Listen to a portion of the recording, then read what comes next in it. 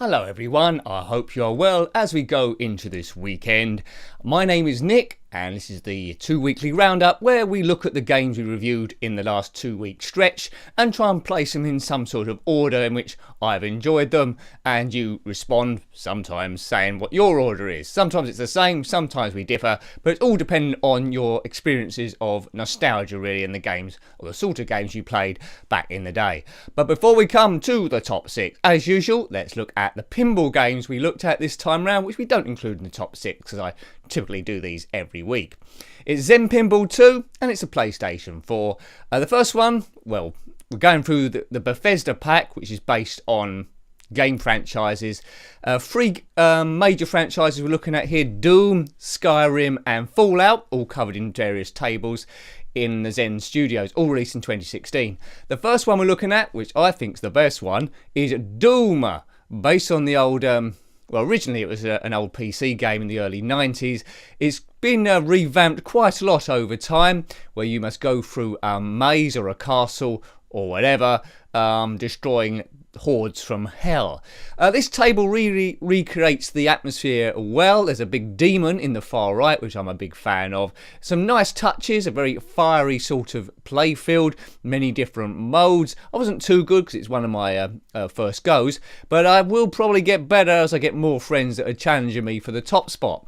Bought it for the PlayStation 3, although the review's on the PlayStation 4, because as you've seen these videos before, if you buy it for that, you get it for the Vita as well and the PS4 for free. So buy it first on the PS3 if you've got one of those, and you get it for everything. I'm not sure if you buy it for the PS4 first of all, you get it for the Vita straight away. I might be wrong there. That is Doom. Well worth downloading. As I say, you get free tables in that pack. British money's $8.99. I don't know what the equivalent of US dollars or euros is, but it's a good deal to that table alone. The second table we looked at was a Skyrim, again in 2016 by Zen Studios. I don't think this one works quite as well, and the problem with it, I think, is although it's well laid out, it's great graphically and the sound's good, it's trying to introduce role-playing elements to pinball, and I think that holds up the action. I just want to play pinball, hit the jackpots, unlock stuff, go up ramps and mad action. Every so often the play will stop as you sort of like level up your selected character, like with increased armour, strength, magic and so forth. And it's not always obvious what you need to do. The control mechanism is a bit clunky outside that because after all this is a pinball table. Although it's okay, I don't think it quite works. And we're coming to Fallout the following week and be interested to see if that's a similar thing. So there's Doom and Skyrim, but buy it for Doom, I would say. I've recently bought Doom on the PS4, so we'll review that, I don't know, maybe in a few months. There's a big queuing system. Okay, so let's come to the top 6. Now, in 6th place, which I'm sure most people will agree with this time round, 6th place was Postman Pat 3 on the ZX Spectrum by Alternative Software in 1992. Now, I reviewed Postman Pat 1 and 2 from, I think, 1989. Now, although these weren't the best games in the world, they did have the charm of the kids' TV series. So Postman Pat was walking around, big characters, dry stone walling, it feels you're in a village. I don't know what's going on with this one. It's you could say it's a failed Paperboy clone, or maybe a bit like Spy Hunter, but the controls are awful. Postman Pat or his cat Jess don't feature anywhere in the game apart from at the bottom, graphically not moving. It's like a yellow square driving up the street, firing parcels and trying to hit targets. That's it. It's almost as if this game wasn't a Postman Pat game originally, but they tagged it onto the license because Alternative Software already owned that one, and it's an abysmal game. If I ever did a top 10 of my least favourite games reviewed so far, this would probably be in it somewhere. I'm not sure if it hit #1 spot, but it'd be quite high up. Postman Pat 3, an abomination. Good music at the start, but that's as good as it gets, I'm afraid. Try out Postman Pat 1 and 2, just for the nostalgia, or get a bit of a sense of Postman Pat. Postman Pat 3, that's just conning kids at the time. It's a complete rip-off. And in 5th place is Road Blasters on the Commodore Amiga, published by US Gold in 1988. Now, whenever I see a game that's converted from the arcades by US Gold, my body fills with dread, because US Gold have got a big reputation of doing crappy conversions. Quite often they don't convert it directly from the arcades, as you would expect. They convert it from the Atari ST version. I haven't got a clue why they do that. And once again, this conversion hasn't really worked. Road Blasters, as I understand, it's quite a good game in the arcades. I will be reviewing it on the Spectrum at some point, but this conversion just doesn't work. The frame rate is quite poor, even for a game of 1988. The turning in of the car is bad, the aiming mechanism is bad, and we're a game where you're awarded with bonus fuel and points to your accuracy. If the control mechanism doesn't lend itself to accuracy, you've got an immediate problem so far. So there's a few bits to like, but the stages are too short, there's too many of them, and they all look very, very similar. And as a kid playing this game, there's no real sense to go back when there's other driving games available. So a pretty awful conversion in summary.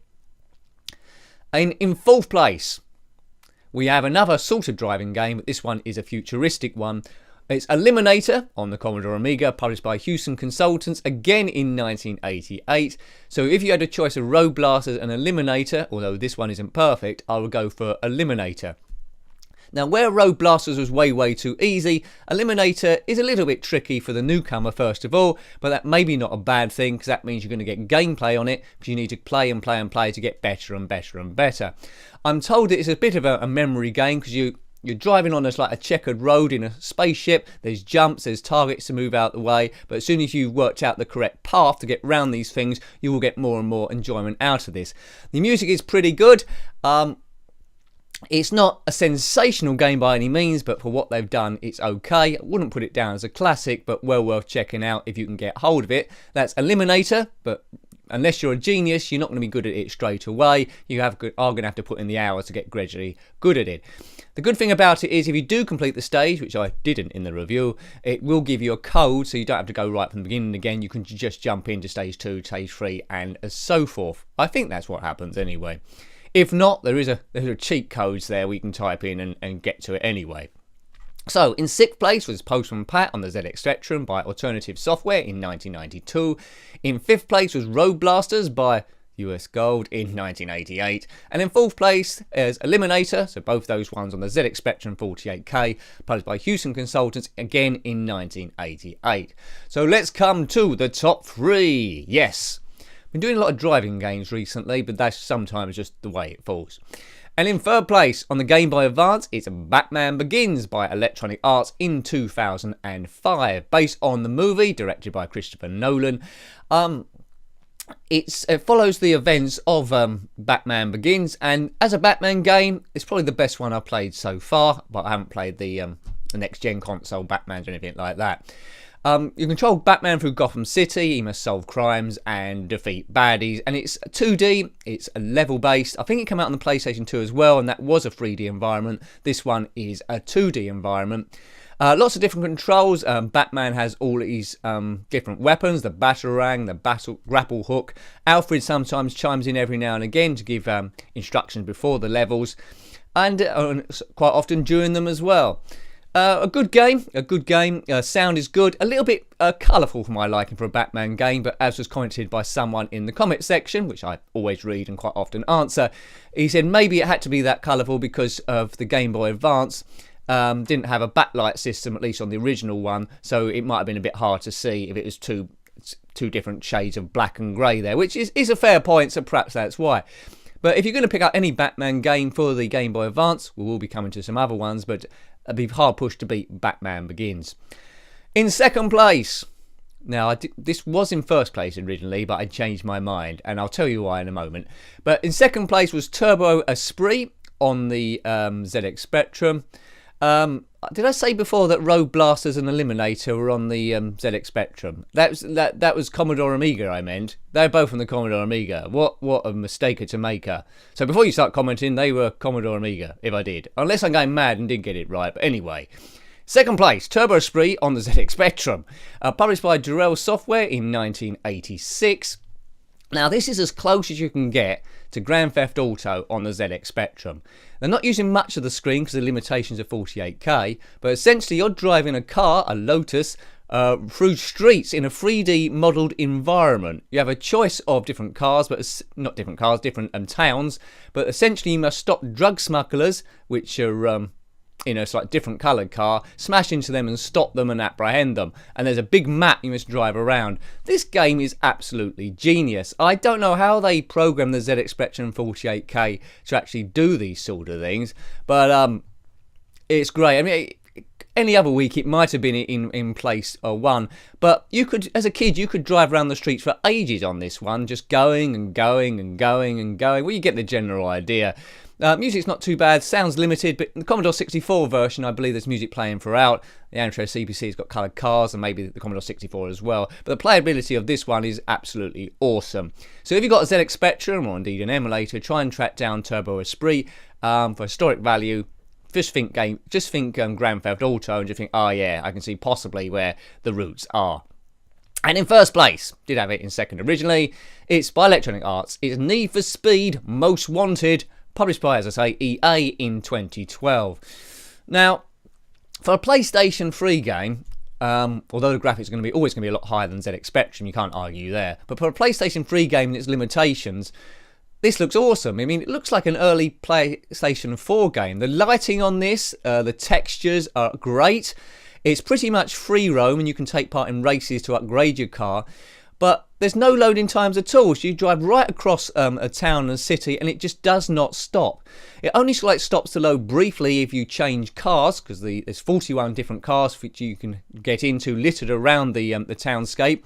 So you don't have to earn them, but in different races, although just races to upgrade the car, and you can just get into each one.